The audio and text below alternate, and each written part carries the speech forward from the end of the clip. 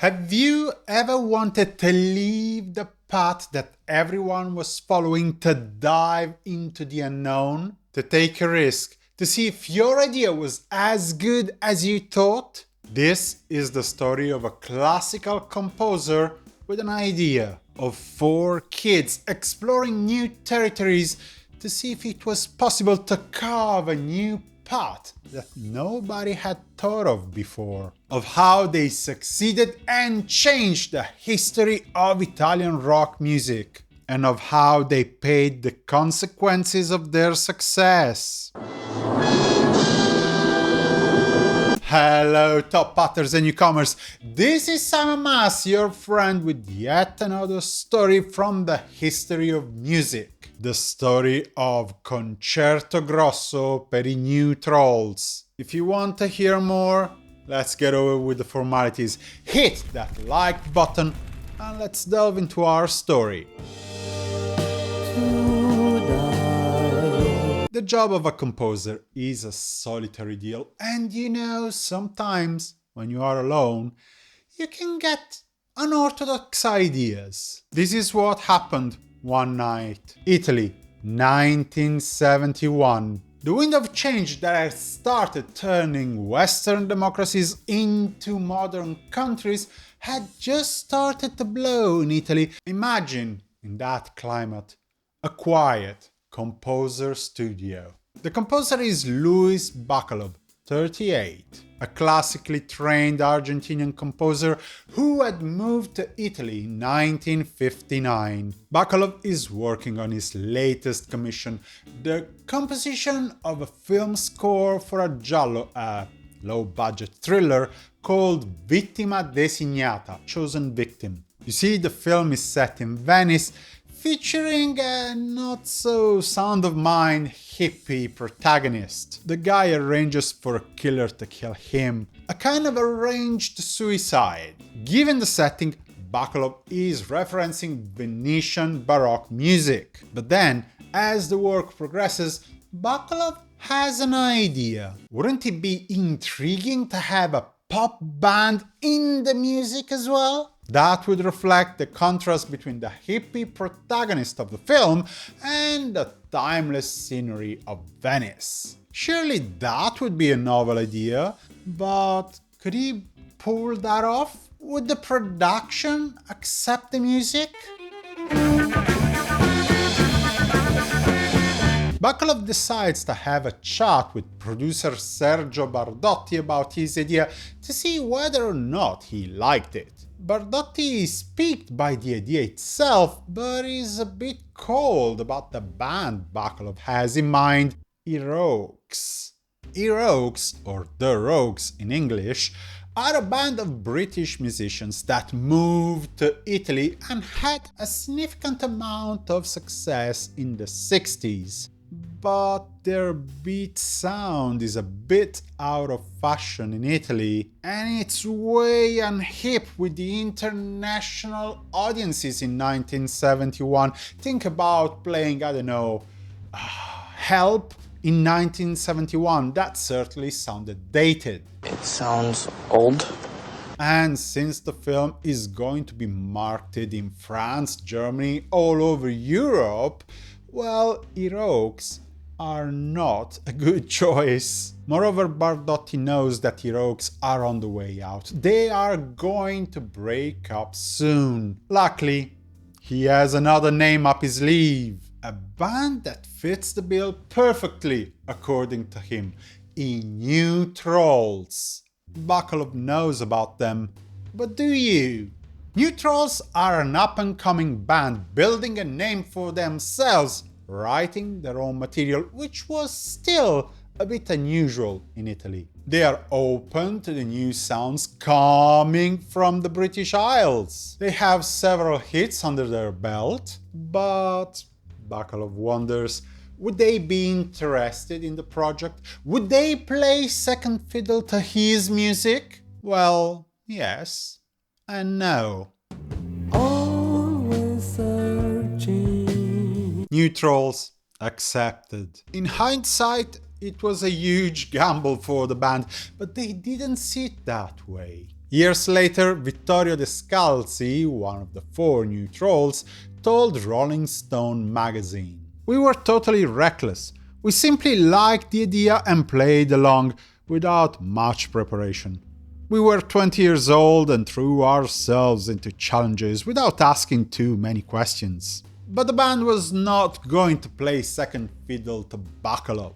For a start, the composer had wisely decided to use them as a concertino for the Concerto Grosso. Oh, wait. Unless you're a baroque music geek, you need an explanation. A concerto grosso is a baroque musical form in which there is a dialogue between a small group of 2 or 3 soloists and the rest of the orchestra. The soloists are called concertino or small concert.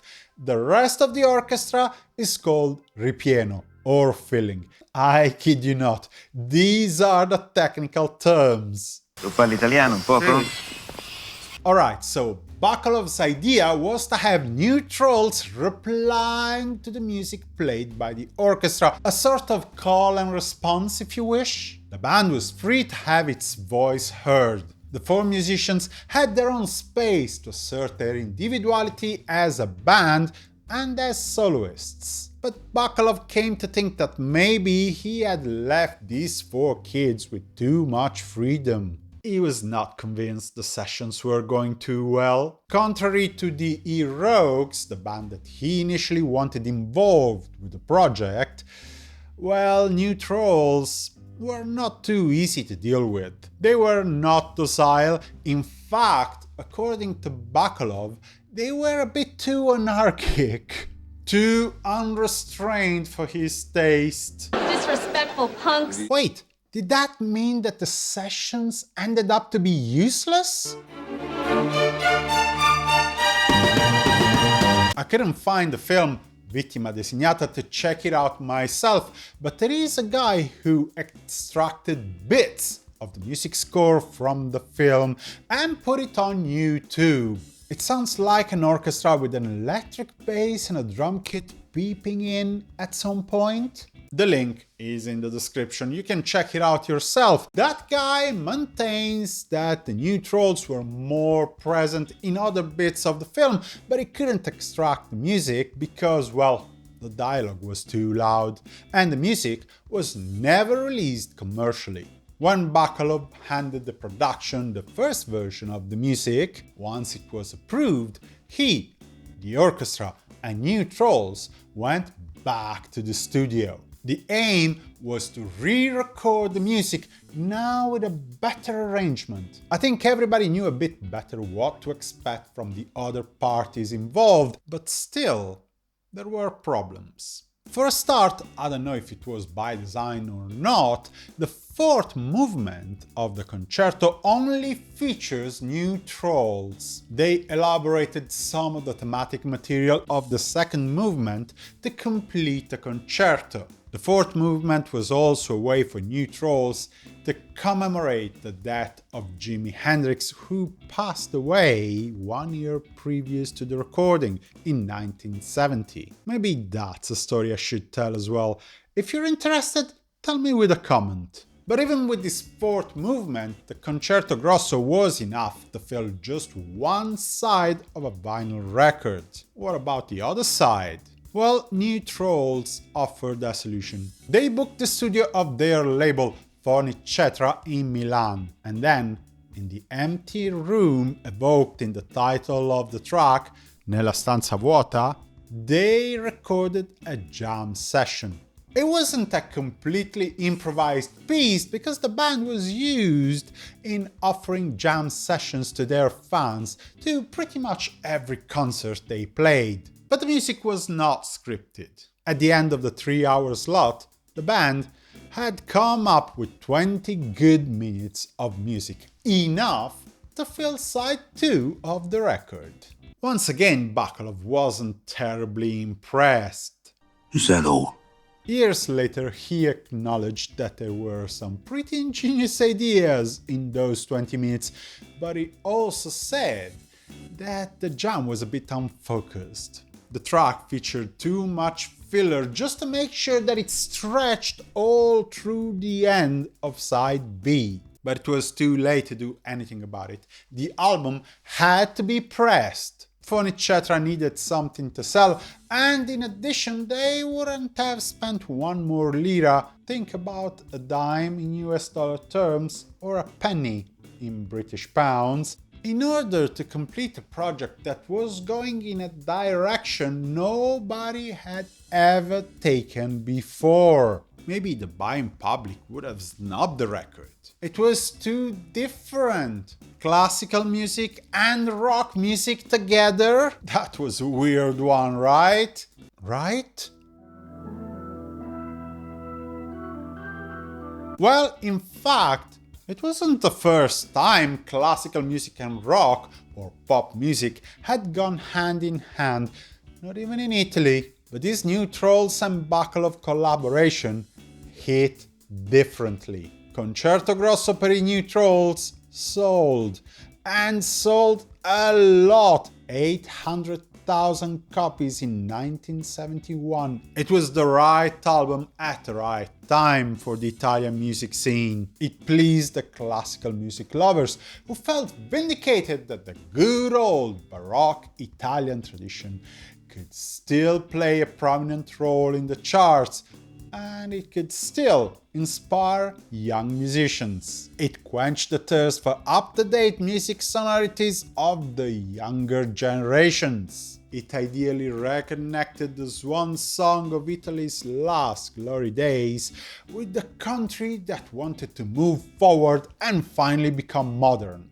And there was a lot to love in the music, as I said in the review of the album, which will be available very soon. But before we move forward to the end of this video, hear me out a second. If you want to help me growing this channel and giving you even more free material to watch, you can put a like to this video, give me a comment to tell me what I did well and what still needs some love, or using this PayPal address here, you can help me with a very small donation. Remember, if this video made your day, give old Simon what you may. Thank you! For all of his exceptions with all that had gone down in the studio, I don't think Bacalov could complain. He received a good chunk of money for the sales of the album. New Trolls got a lot of money as well, but the future wasn't too bright for them, I'm afraid. For one thing, the economic success went to their head. Vittorio De Scalzi years later said that they felt like little princes. There were outside pressures due to the endless tour, more than 200 dates in less than a year. All work and no play makes Michelangelo a dull dude. There were personal tensions building between band members because they were unsure of which step they had to take next.